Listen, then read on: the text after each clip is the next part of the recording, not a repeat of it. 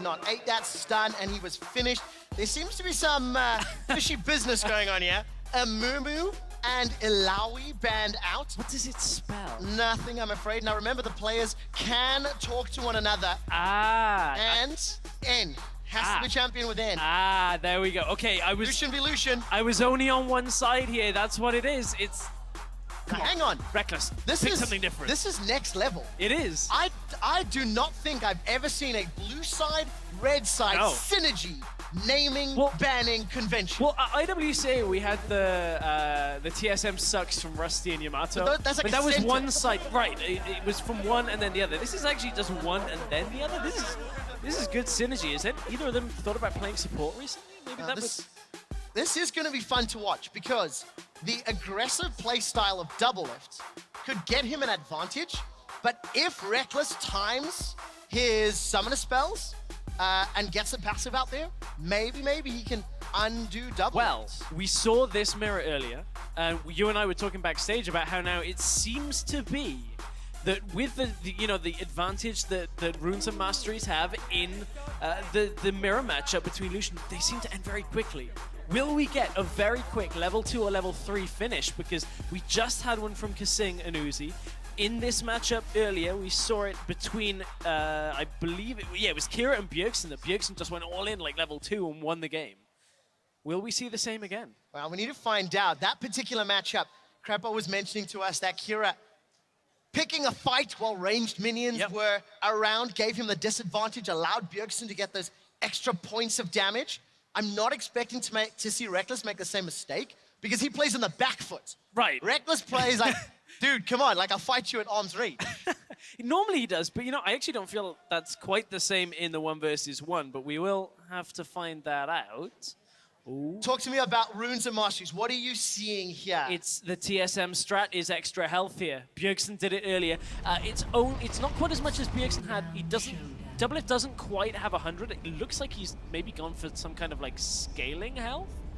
He's got slightly less attack speed and slightly less armor as well. So early on, his abilities are going to hit slightly less frequently, but hurt a little more. Wow, they're going all in already. Grasp of the Undying is up, as are the emblems. Serious faces, there's no chuckles. Look at those player cams. These boys are here to win.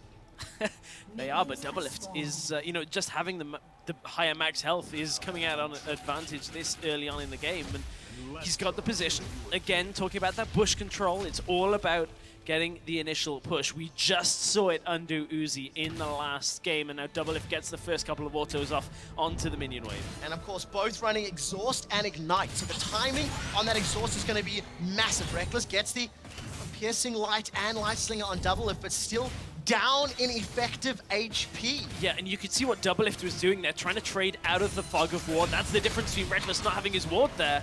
Rekkles is looking at those minions. Doublelift is looking at Rekkles. I think the couple extra autos though, it's relatively even, but Rekkles still down in HP, and he'll be behind when it gets to level 2. So you can see Rekkles immediately peeling backwards. Yeah. See?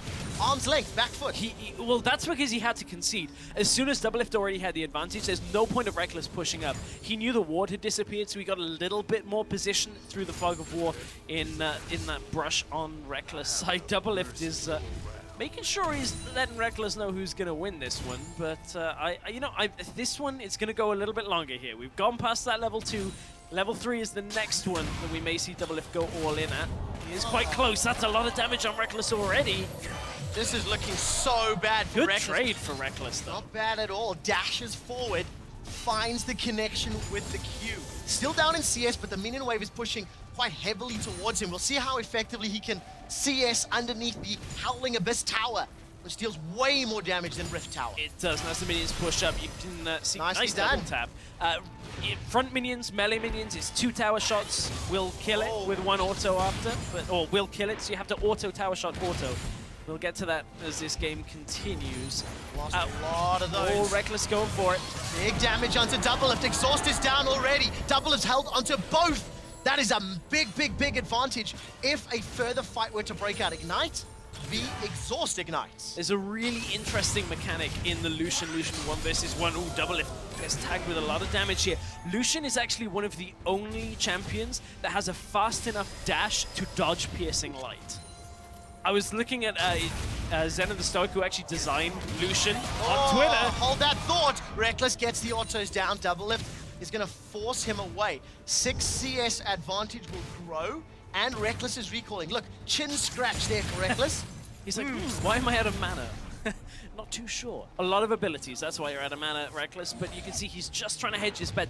Doesn't wait for all of his mana to refill here as he comes back into the lane. So was pretty much just banking on getting a little bit more health, but keep in mind, he used that exhaust.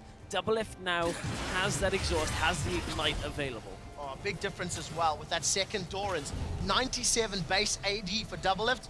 This is the 89 base AD for Rekkles. And Doublelift has got nearly 120 additional hit points. So it's looking grim for EU and Team Ice. For now, but you know, this game still is wide open. Doublelift does have the advantage in both CS and now AD, and a little bit more health you can see, as he does just have, remember those runes he had early on. Well, Rekkles is trying to get some pressure back. He's got a lot of minions on his side, but those minions will push towards Doublelift, giving Doublelift even more options to play out. Going to be difficult to freeze, but again, look at how much tools he can play with, extending that CS lead. And there we go, trying to stall it out. Rekkles goes forward, the exhaust has come down. Doublelift wants to start the fight. Arden plays his traded. Rekkles will die, and Doublelift picks up the kill. Yeah, you could see that Doublelift in that situation. Yes, he was tanking the minions, but he was trading very effectively, and the embrace between the two. Doublelift gets his wish.